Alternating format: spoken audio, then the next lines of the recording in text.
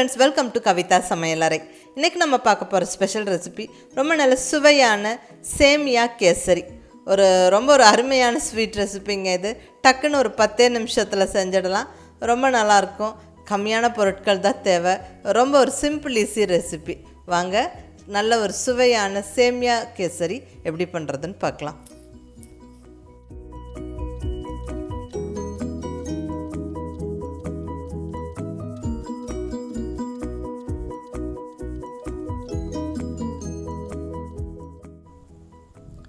இப்போ இங்கே ஸ்டவ்வில் கடாய் வச்சாச்சு. ஃபஸ்ட்டு ஸ்டெப்பாக நம்ம நல்லா நெய் விட்டு நல்லா அந்த முந்திரி திராட்சையெல்லாம் வறுத்தெடுத்துடலாங்க.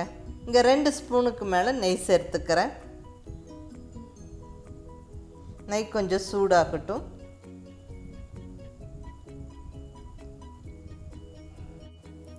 இப்போ இதில் ஒரு 10 to 15 முந்திரி பருப்பு சேர்த்து நல்லா செவக்க வறுத்து விட்டுறலாம். லைட்டாக அது வறுத்து வந்ததுக்கப்புறமா நம்ம திராட்சை சேர்க்கும்போது சரியாக இருக்கும். ஸோ முந்திரி பருப்பு ஃபஸ்ட்டு கொஞ்சம் லைட்டாக வறுத்து விட்டுறலாங்க.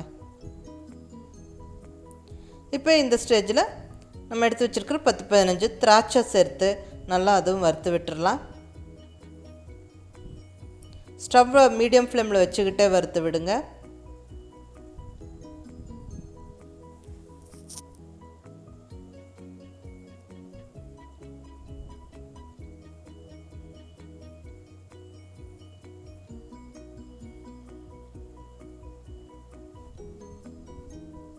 முந்திரி திராட்சை நல்லா வறுத்தெடுத்தாச்சு. இப்போ கடாயில் இருக்க அதே நெய்யில் நம்ம நல்லா சேமியாவை சேர்த்து வறுத்து விட்டுறலாங்க. இங்கே 1 கப் அளவுக்கு பேம்பினோ ரோஸ்டட் வெர்மிcelli எடுத்துருக்கிறேன். நீங்கள் எந்த சேமியா வேணாலும் எடுக்கலாம், அது ஒன்றும் பிரச்சனை இல்லை. பட் நல்லா லைட்டாக நம்ம நெய்யில் வறுத்து விட்டுட்டு செய்யும்போது ரொம்ப நல்லா சுவையாகவும் நல்லாயிருக்கும். ஸோ நல்லா இப்படி லைட்டாக வறுத்து விட்டுருங்க.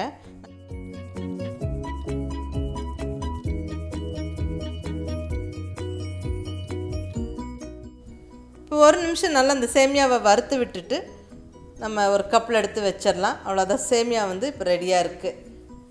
அடுத்தது சேமியாவை வேக வச்சுக்கணும். ஃபஸ்ட்டு நல்லா அந்த கடாய் சூடாக்கி அதில் 2 கப்பு தண்ணி விட்டுக்கிறேன். அதாவது 1 கப்பு சேமியாவுக்கு 2 கப்பு தண்ணி இந்த பர்ஃபெக்டாக இருக்கும். நல்லா வெந்து வந்துடும். நல்லா அந்த தண்ணி கொதிச்சதுக்கு அப்புறமா நம்ம சேமியா சேர்க்கணும். இப்போ தண்ணி நல்லா கொதிக்க ஆரம்பிச்சிருச்சு.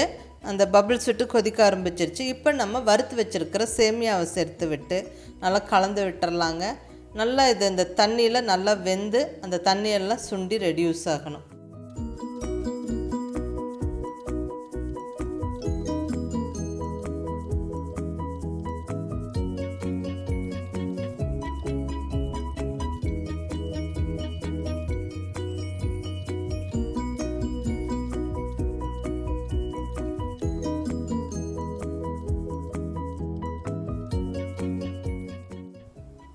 பாருங்கள், அந்த தண்ணியெல்லாம் வற்றிருச்சு. சேமியாவும் நல்லா வெந்துருச்சு.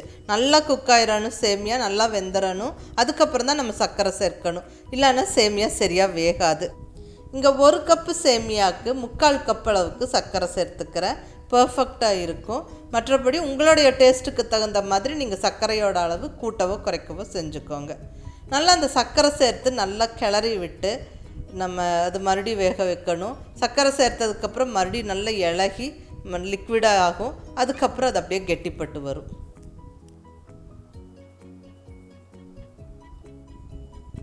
நல்லா அந்த சர்க்கரை நல்லா கரைஞ்சி எல்லா சேமியாவோட கலந்துருச்சு.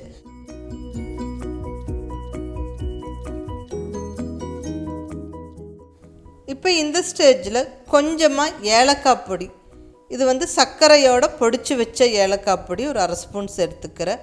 கூடவே கொஞ்சமாக ஒரு 2 சிட்டிகை கலர் பவுடர். நான் இங்கே கேசரி ஃபுட் கலர்ஸ் எடுத்துருக்கிறேன். நல்லா ஒரு பிரைட் ஆரஞ்சு கலர்ஸ் எடுத்துருக்கிறேன்.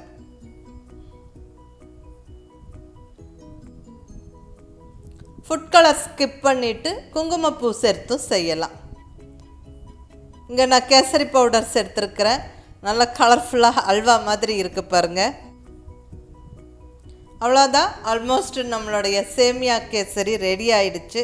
கொஞ்சம் திக்கானதுக்கப்புறம் நம்ம வறுத்து வச்சுருக்கிற திராட்சை முந்திரி சேர்த்து விட்டு நல்லா கிளறி விட்டு இறக்குனா அவ்வளோதாங்க. சூப்பரான சேமியா கேசரி ஜம்முன்னு ரெடி ஆயிருச்சு. ரொம்ப ஒரு ஈஸி சிம்பிள் ஸ்வீட் ரெசிபி.